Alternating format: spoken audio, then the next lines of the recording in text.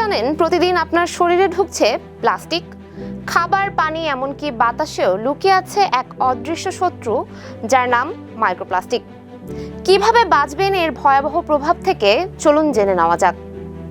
Plastic আমাদের দৈনন্দিন জীবনের অবিচ্ছেদ্য অংশ, কিন্তু এই প্লাস্টিকই এখন হয়ে উঠেছে অদৃশ্য এক হুমকি, যার নাম মাইক্রোপ্লাস্টিক। প্লাস্টিক সহজে পচে না, বছরের পর বছর পরিবেশের থেকে এটি ভেঙে ক্ষুদ্র কণায় পরিণত হয়, যাকে বলা হয় মাইক্রোপ্লাস্টিক। এই কণাগুলো মাটি, নদী, সমুদ্র বিভিন্ন জায়গায় ছড়িয়ে পড়ছে।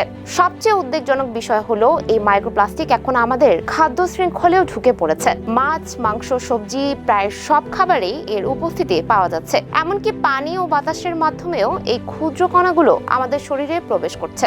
বিশেষজ্ঞরা বলছেন মাইক্রোপ্লাস্টিক হরমোনের ভারসাম্য নষ্ট করতে পারে। নারীদের ক্ষেত্রে বিভিন্ন হরমোনজনিত সমস্যা এবং পুরুষদের ক্ষেত্রে প্রজনন ক্ষমতায় প্রভাব ফেলতে পারে। এছাড়া ক্যান্সার, অন্ত্রের সমস্যা, এমনকি মানসিক স্বাস্থ্যের ওপরও এর প্রভাব পড়তে পারে। তাহলে কি করবেন? প্রথমত, প্লাস্টিকের ব্যবহার কমাতে হবে।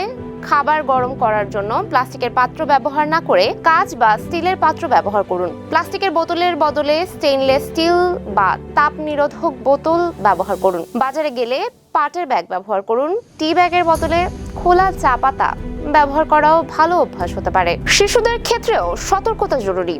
প্লাস্টিকের খেলনার বদলে কাঠ বা সিলিকনের খেলনা ব্যবহার করা উচিত। খাদ্যাভ্যাসেও পরিবর্তন আনতে হবে। ডালিম, স্ট্রবেরি, ব্লুবেরি, গাজরের মতো অ্যান্টিঅক্সিডেন্ট সমৃদ্ধ খাবার শরীরকে কিছুটাও হলেও সুরক্ষা দিতে পারবে।